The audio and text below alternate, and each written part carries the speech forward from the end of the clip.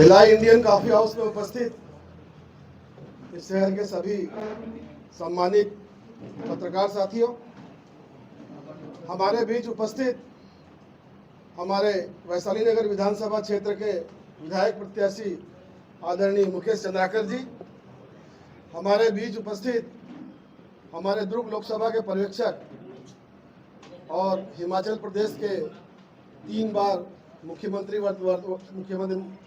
विधायक और वर्तमान में विधायक माननीय इंद्रदत्त लखनपाल जी, जो 3 बार हिमाचल प्रदेश से विधायक रहे हैं और अभी वर्तमान में वो हिमाचल प्रदेश के हमीरपुर जिले से और यहाँ पे लोकसभा के पर्यवेक्षक हैं।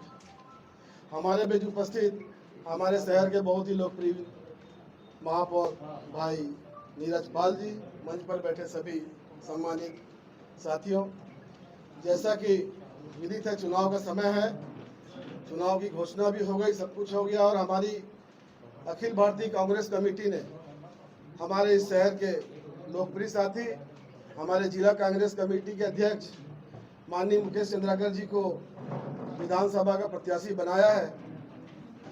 इस हेतु हम सब वैशाली नगर विधानसभा क्षेत्र के पूरे कांग्रेस जन, अखिल भारतीय कांग्रेस कमेटी के सभी सम्मानित पदाधिकारियों का और हमारे प्रदेश के मुखिया माननीय भूपेश बघेल जी का बहुत बहुत आभार व्यक्त करते हैं कि उन्होंने हमारे बीच के ही साथी को लोक विधानसभा का प्रत्याशी बनाया और हम सब जो कांग्रेस जन है एकजुट होकर श्री मुकेश चंद्राकर जी के पक्ष में प्रतिदिन काम कर रहे हैं, पदयात्राएं कर रहे हैं, कार्यालय खुला हुआ है, सब चल रहा है और हर वार्ड में हमारे साथी प्रत्याशी भाई मुकेश चंद्राकर जी को भारी जन समर्थन मिल रहा है।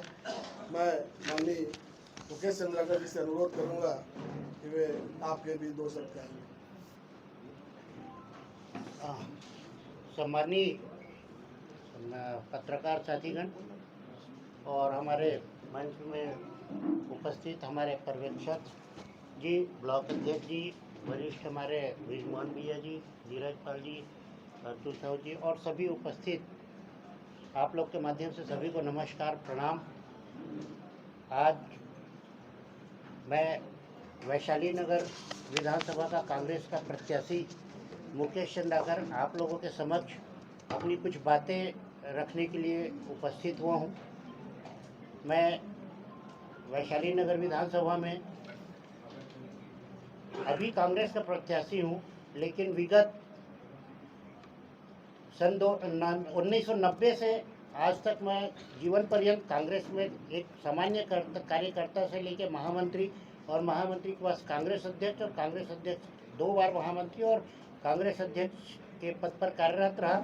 इसके कारण पार्टी ने मुझे प्रत्याशी के रूप में इस विधानसभा में मौका दिया है। मैं जो वैशाली नगर विधानसभा में एक नया वैशाली नगर विधानसभा बनाने के लिए, इसको नया वैशाली नगर विधानसभा गढ़ने के लिए, इसके विकास को नई गति देने के लिए मैं दृढ़ संकल्पित हूँ।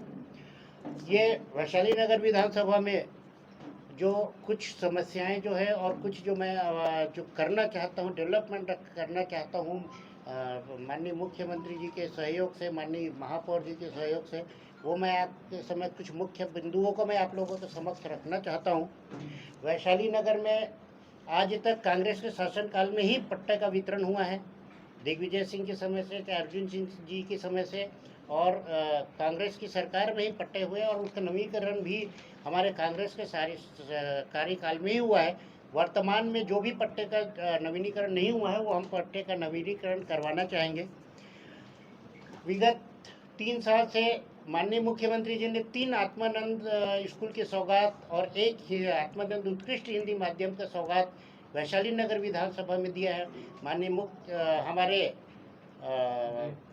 मुख्यमंत्री जी के घोषणा रूप नया सरकार बनने के बाद नया मुख्यमंत्री का जवाबदारी पुनः लेने के बाद वो जो है जितने भी सरकारी स्कूल है उसका उन्नयन वो आत्मानंद स्कूल में करेंगे। यहाँ पर रोजगार की दिशा में भी हम लोगों ने काफ़ी पहले से ही इसके महापौर जी और हमारी इस बारे में चर्चा हुई कि यहाँ पर एक माननीय मुख्यमंत्री जी ने भी कहा है कि उसके अंदर एक बीपीओ की स्थापना, रोजगार की दिशा में हम लोग एक बीपीओ की स्थापना करेंगे। वैशाली नगर विधानसभा जी, वैशाली नगर विधानसभा जी, वैशाली नगर विधानसभा में पानी की समस्या एक प्रमुख समस्या के रूप में है। तो ये पेयजल की समस्या को, स्वच्छ पेयजल की समस्या को दूर किया जाएगा इन क्षेत्रों में, पूरे वैशाली नगर विधानसभा में।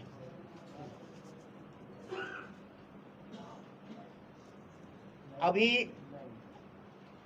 इस साल जितने भी सरकारी स्कूल है वहाँ पर हम लोगों के द्वारा एक वाईफाई सुविधा जनरेट की जाएगी। यहाँ पर जो स्वसहायता समूह हैं उन लोगों के इसके लिए सी मार्ट की स्थापना की जाएगी। वैशाली नगर के विभिन्न सुरक्षा की दृष्टिकोण से जितने भी चौक चौराहे हैं वहाँ पर हमारे द्वारा घोषणा की जाती है कि हम जीतने के पश्चात उसमें सीसीटीवी कैमरे, महिलाओं और दीदियों की सुरक्षा के लिए, आम जनता की सुरक्षा के लिए सीसीटीवी कैमरा हम लोग के द्वारा लगवाया जाएगा। चौक चौराहे में लाइट की व्यवस्था को सुव्यवस्थित करने के लिए हाई मास्ट लाइट लगवाया जाएगा। वैसे अभी कई तालाबों का सौंदर्यीकरण के दिशा में माननीय महापौर के द्वारा और हम लोगों के द्वारा भूमि पूजन किया जा चुका है। कुछ तालाबों का कार्य प्रारंभ हो चुका है, कुछ का समाप्त हो चुका है, लेकिन पूरे 7 तालाबों का सौंदर्यीकरण हम लोग के द्वारा किया जाएगा। यहाँ पर एक शिक्षा की दिशा में एक सामान्य सी मतलब एक कमियाँ दिखती है, जिसको हाईटेक करने की दिशा में एक डिजिटल लाइब्रेरी की स्थापना की जाएगी। लघु उद्यमियों को टैक्स फ्री व्यापार की सुविधा दी जाएगी।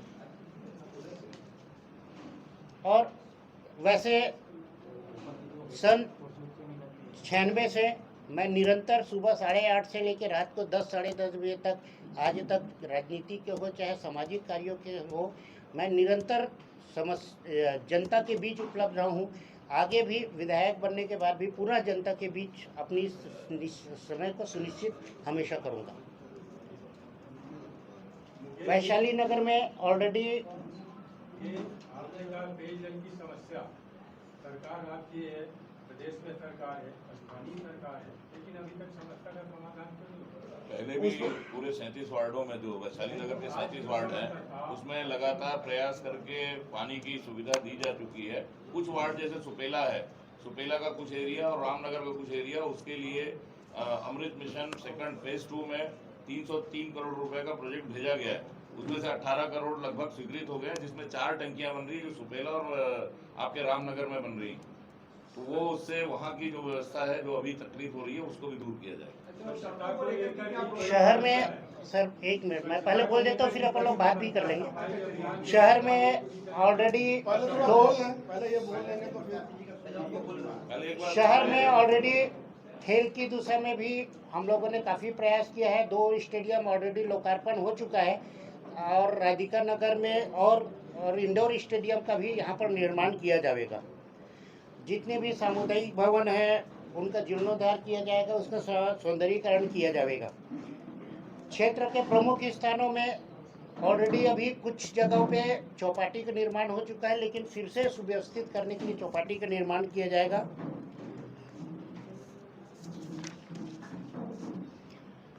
यहाँ पर जैसे खेल को बढ़ावा देने के लिए 7 या 8 वार्ड में लगभग अभी बैडमिंटन कोर्ट का निर्माण हो चुका है, लोकार्पण हो चुका है। लेकिन जहाँ पर भी स्पेस है तो सभी वार्डों में निगम के द्वारा या माननीय महापौर जी के द्वारा या हमारे द्वारा लिखा हुआ, इसके अलावा बताइए, ये तो आप हमको बढ़वा दीजिए, है ना? इसके अलावा मैं बता रहा हूँ बैडमिंटन दौरा कर रहे हैं, दौरे में किस तरह की समस्या, बैडमिंटन कोर्ट का निर्माण 7-8 वार्ड में हो चुका है। इसके अलावा भी अन्य सभी वार्ड में जहाँ जहाँ इस जगह की सुविधाएं होंगी वहाँ पर बैडमिंटन कोर्ट का निर्माण किया जाएगा। जैसे आप जनसभा में जाते हैं तो वहाँ की आम पब्लिक आपसे क्या डिमांड करती है, जिससे कि दूसरा प्रत्याशी जो है उसको देख ना करे? देखिए, कुछ जगह पे डेवलपमेंट की दिशा में, कुछ जगह पे रोड की आवश्यकता है। जैसे और कहीं पर नाली का निर्माण है, कहीं पर जीर्णोद्धार के सामुदायिक भवन के जीर्णोद्धार की ये डिमांड पब्लिक के द्वारा आया है। और कहीं कहीं पर पानी की बातों पे भी लोगों ने मांग रखी है। ये सारी समस्याओं को तुरंत दूर कर दिया जाएगा। सड़कों को लेकर के आप क्या कर रहे हैं? सड़कों की आपने कोई चर्चा ही नहीं की?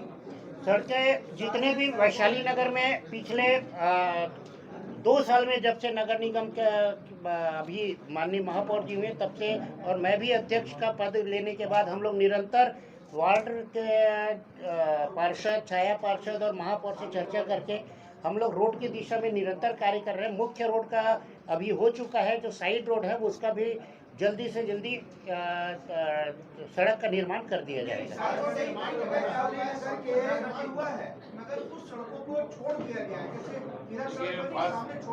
फेस वाइज होता है सर, फेस वाइज होता है। एक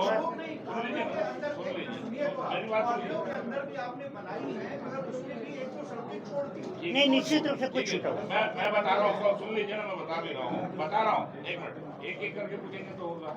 अभी प्रमुख सड़कें जो है फर्स्ट फेज में उसका वो फिर से उसको बना लिया गया है। जो सर्विस रोड है और कॉलोनी के अंदर सड़कें वो ऑलरेडी प्रपोज में है, उसके लिए काम नहीं छोड़ा किसी को भी नहीं। एक साथ वो आपके घर का कुछ अलग से बता दीजिएगा। मेरी बात सुनिए please please please please please please, हम यहाँ वैशाली नगर में बात कर रहे हैं। आप प्लीज प्लीज मेरी सुनिए ना।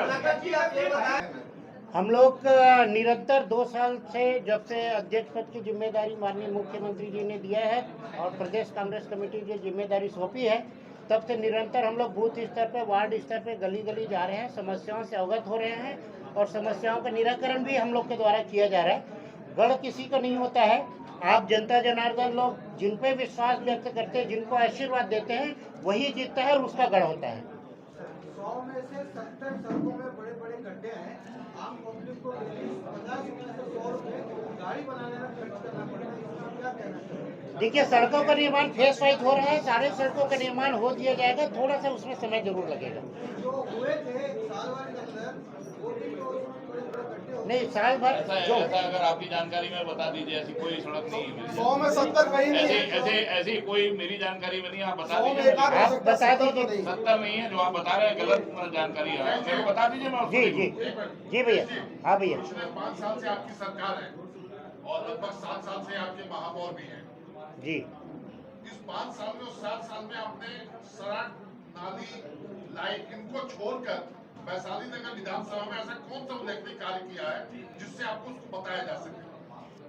हेल्थ के मामले में हमने आप विधायक, आप इन्हीं के रुके देखिए, जाएंगे तो बोलेंगे। हमारे को मुख्यमंत्री जी को 5 साल में सिर्फ 3 साल डेवलपमेंट के लिए काम करने का मौका मिला है।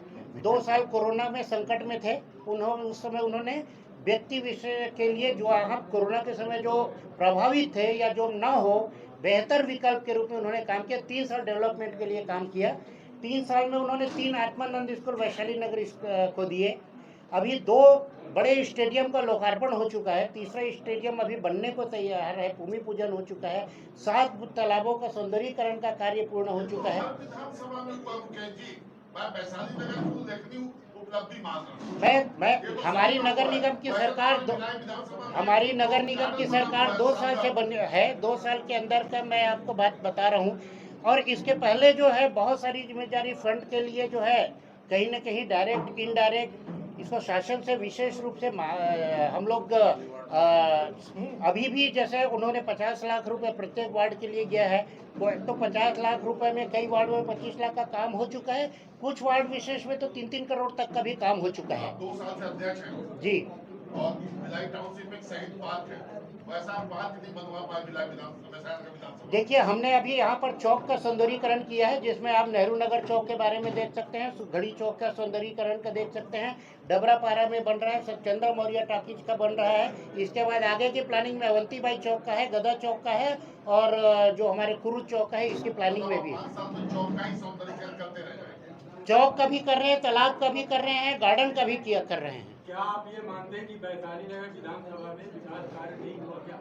विकास कार्य आप 2 साल को नगर निगम की सरकार बना हुआ है। माननीय मुख्यमंत्री जी को 3 साल का समय मिला है। इस 3 साल में आप जो है अपने 10 साल 15 साल के जो भाजपा के शासन है, दोनों में डिफरेंस जो है, अंतर है, स्पष्ट रूप से देखा जा सकता है। देखिए बड़ा अंतर जो है, बड़ा अंतर इसलिए आपको दिख रहा है वैशाली नगर और भिलाई का जो आप पूछ रहे हैं कि वैशाली नगर में हमारा विधायक नहीं था, निष्क्रिय विधायक था। अगर विधायक, हम इसीलिए तो आज मांग रहे हैं भिलाई वैशाली नगर की जनता से कि हमारा विधायक ने, ताकि ये डेवलपमेंट आपको बराबर दोनों जगह दिखे।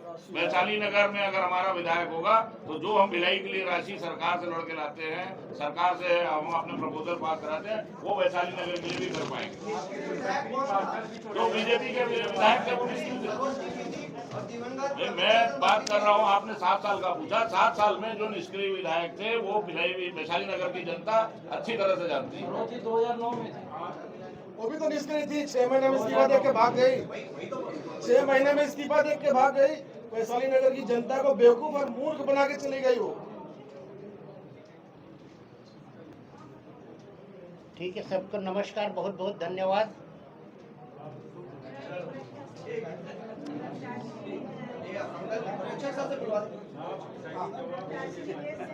आप